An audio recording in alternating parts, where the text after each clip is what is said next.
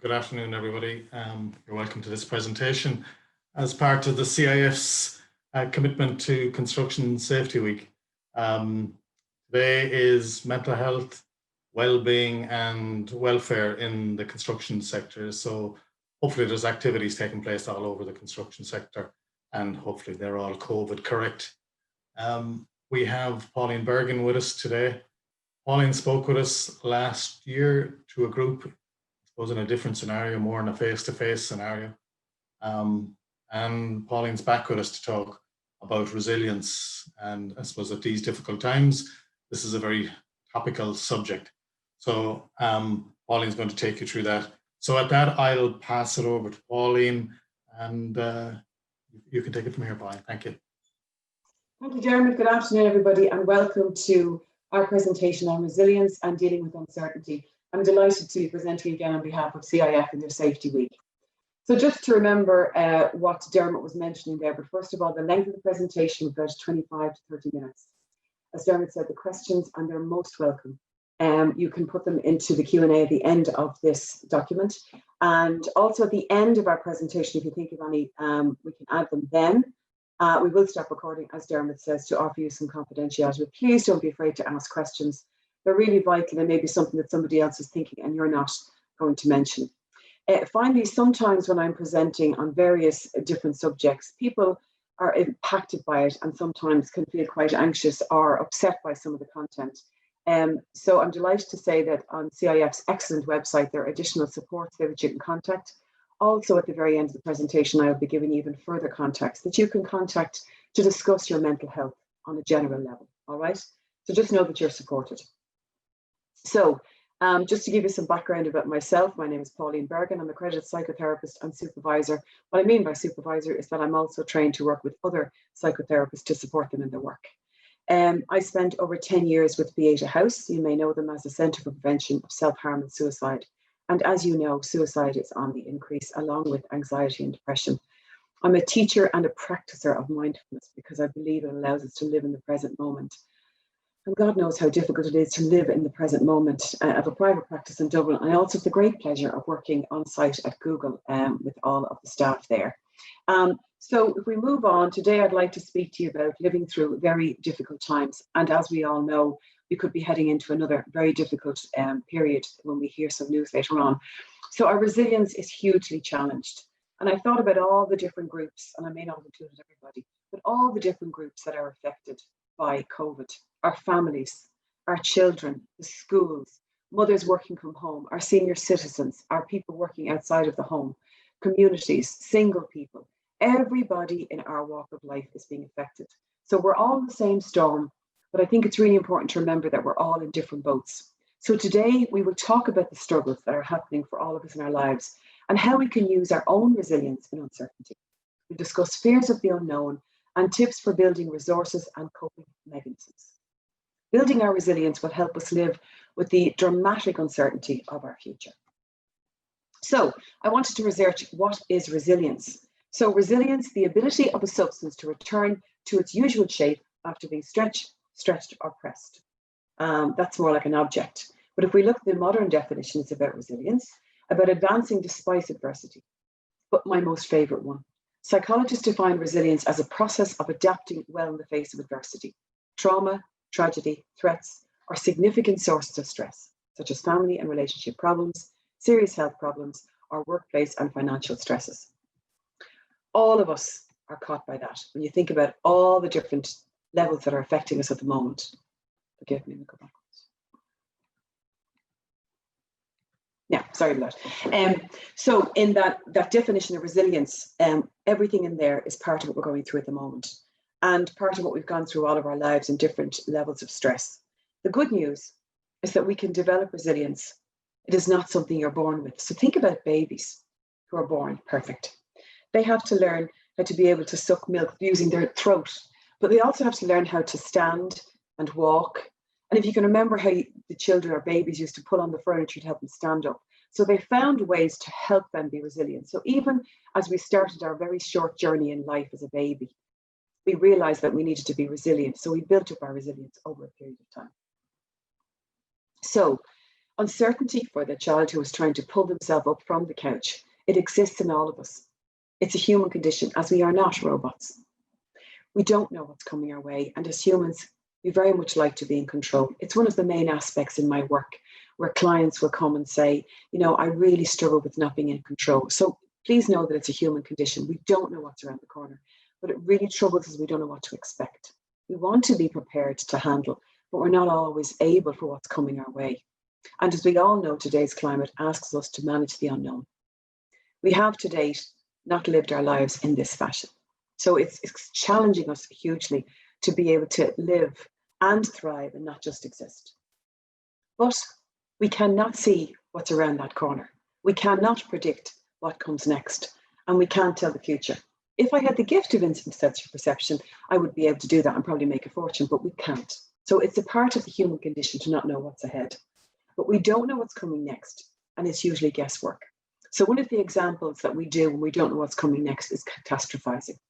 And you know yourself where you have had a bad situation, you go off into the negative thinking, and you could stay there for hours, just trying to imagine the different scenarios that might come out of this. So what happens is that you worry, and you obviously shock yourself into so many scenarios that could happen. So what would happen if I knew what was coming? What would happen if I knew how I was going to control things? So let's look at that. So control versus influence. So if I get to control the outcome, which is impossible, it offers me little or no ability to affect the end result. So I'm constantly trying to control something, but that's not going to work for me. But if I think about the influence I have over my thoughts or my ability to control, it allows me the ability to manage the end result. So let's look at this. Most of the time we talk about being in control of something. What we're really thinking about is influence. So I want to offer you the gift of influence as an opportunity for you to be able to see that no matter what is happening to me, I have influence over the end result. So I've taken 4 examples of life. So let's talk about if you want to lose 10 pounds. You have to influence your thinking in order to lose that weight. You have to influence and change the way that you eat, change the way that you exercise. If you're in a relationship that's causing you difficulty, you have influence over how that relationship may change. You can't control it, but you can look at the influence. The same with your health. If I go to the doctor and my cholesterol is high, I have influence over the end product by looking at how I can take care of my physical health. Exams, I have influence over how I approach that exam. So we have an opportunity throughout the situation to look at influence and not control. So influence, how do we cope or manage uncertainty? Bearing in mind that it is something that we are going to continue to ask ourselves throughout our lives. The truth is, we are managing uncertainty all the time, and we don't even realize it. We're all coping, maybe not in the way we might want to or in the best way, but we are coping. So let's think about another piece of resilience as you were growing up. The first time that you got on a bike to learn how to cycle a bike. Probably terrified, probably fearful of what was going to happen. But we put our faith in ourselves and we got to pedal and we got to move the bike and we eventually did it without the stabilizers. So while we may have used things to help us along the way, we eventually were free of those things and were able to continue on to ride the bike. So it's terribly important to remember that through our lives thus far, being a baby and a young child learning to ride a bike, we have learned resilience is within us. So what's the best way to deal with uncertainty? How do we manage that? It's very difficult.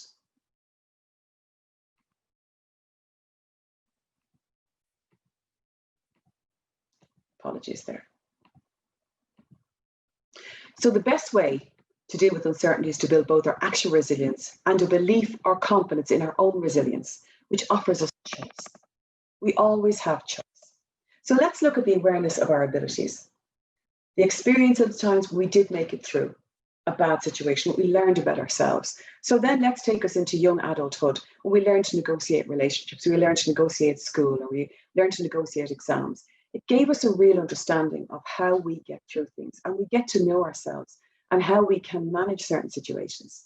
And it's very important to stop and validate those experiences and to remember that we did get through very difficult situations. And how many times have our government leaders looked straight into the camera and told you we will get through this, because the belief is that we will get through this. So how do you build resilience? We build our resilience by overcoming adversity. We learn from experience and build our capacity to cope.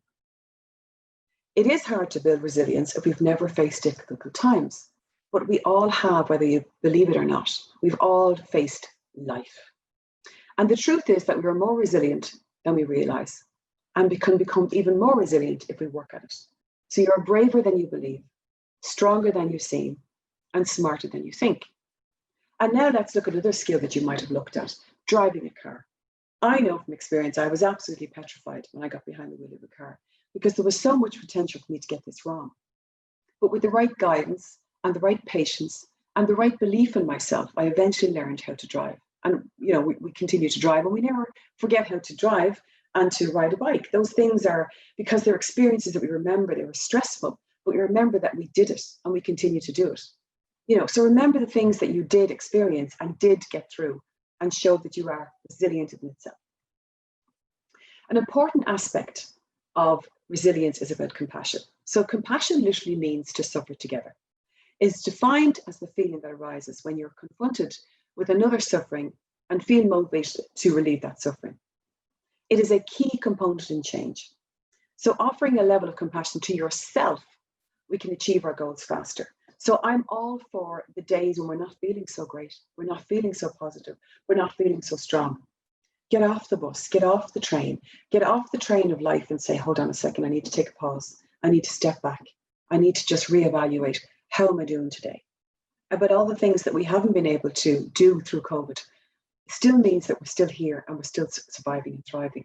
But it's really okay to have a bad day. As they say, it's okay not to be okay. And to be able to ask yourself maybe just two questions. The first one being, how am I? The second question, what do I need? So that's about compassion and about resilience in being able to go forward. In some days, you're not just there, and it's okay to stop and take a breath. So I'd like to talk to you about the 10 tips that I would offer you for balance and resilience. So making connections. We know now through the last 7 months, beginning back in March, that we've had to lock down with our families and maintain and establish really good relationships with close family members or friends you've been living with, or other people in your life that are important. And they have made the difference and they have got us through. So it's a key component to living a good life, and thriving in your life and being happy. Family members give us confidence and the ability to be safe and well in relationships.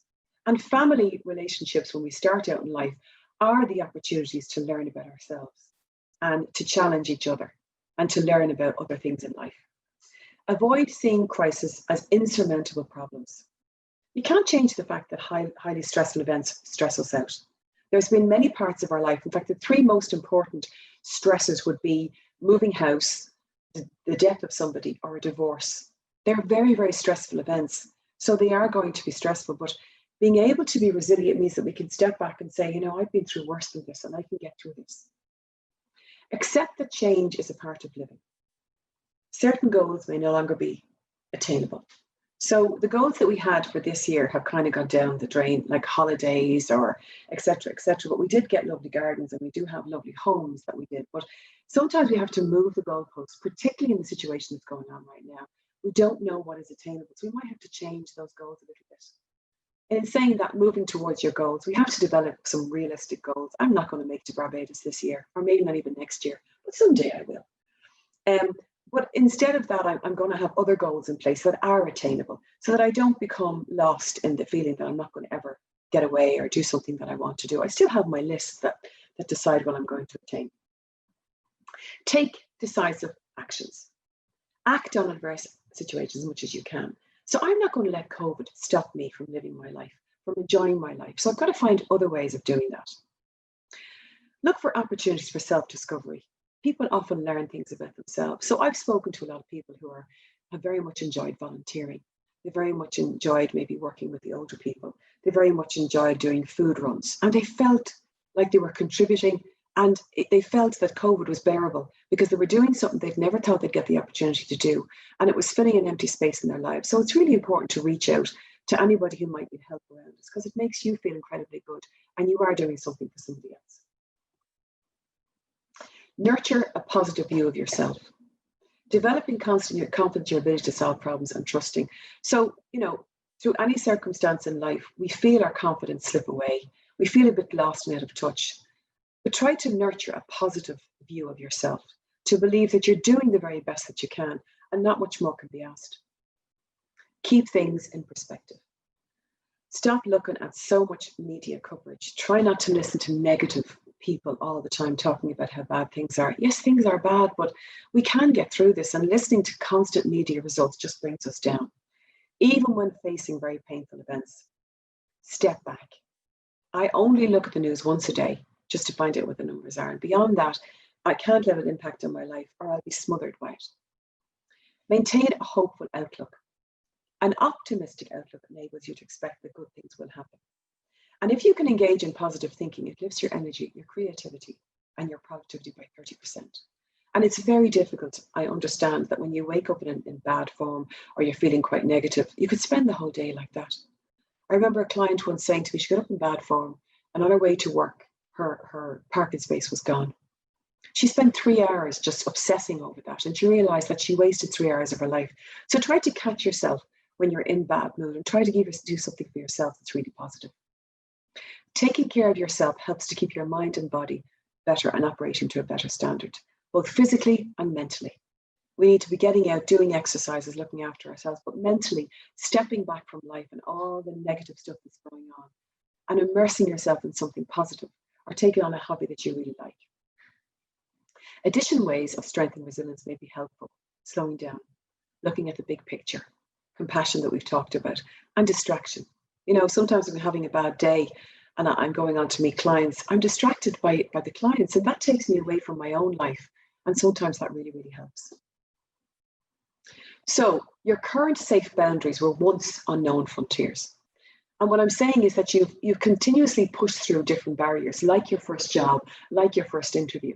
You said, I'll never get through that interview, I'll never do it. But you did. You constantly were showing your resilience all the way through your life. Being aware of your own resilience and having confidence in it helps us manage that uncertainty. So be aware now as you sit with me, all the stuff that you've come through, all the interviews you've had, or the jobs that you've had, or the time you rode a bike, or the time you got into a car strike for the first time. They're all resilience, showing you that you have got what it takes to keep going. Some of the great quotes I love to use. When I look back on all those worries, I remember the story of the old man who said in his deathbed that he had a lot of trouble in his life, most of which never happened. The human capacity for burden is like bamboo, far more flexible than you'd ever believe at first glance. So never judge a book by its cover. When you change the way you look at things, the things you look at change. Probably my most favorite by Wayne Dyer, a very famous psychologist. When you change the way you look at things, the things you look at change. So if you change your attitude towards something and don't make it as an obstacle in front of you, you can do better around it. You're going to change the way you approach that. Worry is like a rocking chair. It gives you something to do, but never gets you anywhere. I probably use this slide for every single presentation that I do because it is the best 6 doctors. Now, I know we're challenged in this country around sunshine and all those things, but somewhere out there we get a bit of sunshine, but it's lovely to walk on a very crisp day and we see a bit of light. Water, 6 glasses of water a day minimum, so the doctors tell us. Plenty of rest. 6 to 8 hours a day if you can manage it. And I know that's not always attainable, but it really is important to get our rest. Fresh air and exercise. We've all done that through COVID. We're allowed to walk within 5 kilometers. Get out there and walk. It's free and it's really good for you. And of course, healthy eating. We've had a lot of cakes throughout COVID. We baked the cakes and we ate the cakes. And now it's time to get rid of the cakes. And as I said, I was going to bring up some websites that are really, really helpful. And the Samaritans, of course. Your own GP will also have a mental health team that you can speak to. And don't delay in doing that if you really feel you need to. Pieta House, as I mentioned before, they have a 1-800 number, and that's 24/7. And they are available 24 hours a day. And it's really good just to give them a call. Of course, if you have to attend A&E, emergency services are 999 or 112. But also I've shown you this website, which is the HSE website for your own mental health. And it's really good. You can click on any of those services there and they will inform you. The important message they need to know is do not be alone in all of this because we're all together in the situation. And that's the end of our presentation today. So thank you for your attention.